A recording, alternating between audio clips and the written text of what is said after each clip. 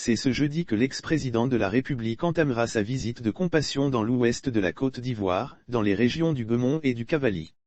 Avant l'entame de son périple qui le conduira dans au moins 3 localités de l'ouest, l'affaire de la stèle de Doucoué révélée lundi par Coassi, continue de faire du bruit. À l'issue de la 4e réunion du directoire du RHDP qui s'est tenue hier, lors des échanges, la presse a demandé au porte-parole adjoint du RHDP si le sujet de la visite de Laurent Gbagbo a été abordé au cours de la séance du jour. Je veux vous rassurer que notre réunion n'a pas examiné la visite de M. Gbagbo. Ça n'a pas fait l'objet de discussion au cours de notre réunion, a précisé Mamadou Touré, porte-parole adjoint du RHDP. Donc si je devais faire des commentaires, ces commentaires sortiraient donc du cadre de la réunion. Écoutez, les gens peuvent accuser le RHDP. Mais, je pense que le RHDP n'est pas une partie prenante à cette visite. Nous avons lu comme tout le monde, des chefs qui sont pour cette visite, d'autres chefs s'opposent à cette visite.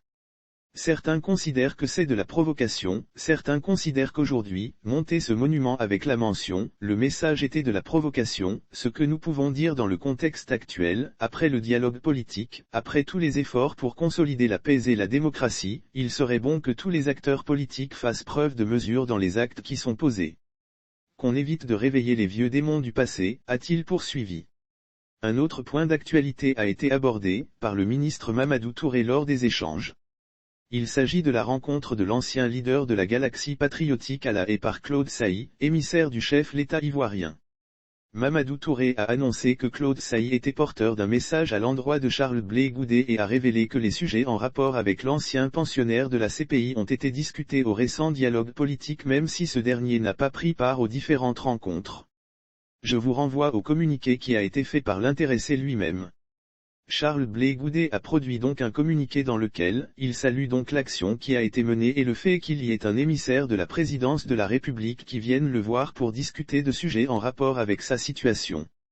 Je pense qu'il a même salué le chef de l'État, je pense que le président est en cohérence avec lui-même.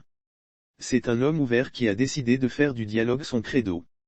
Même si Charles Blé Goudé n'a pas pu participer au dialogue politique, il n'en demeure pas moins que les sujets en rapport avec Charles Blé Goudé ont été discutés.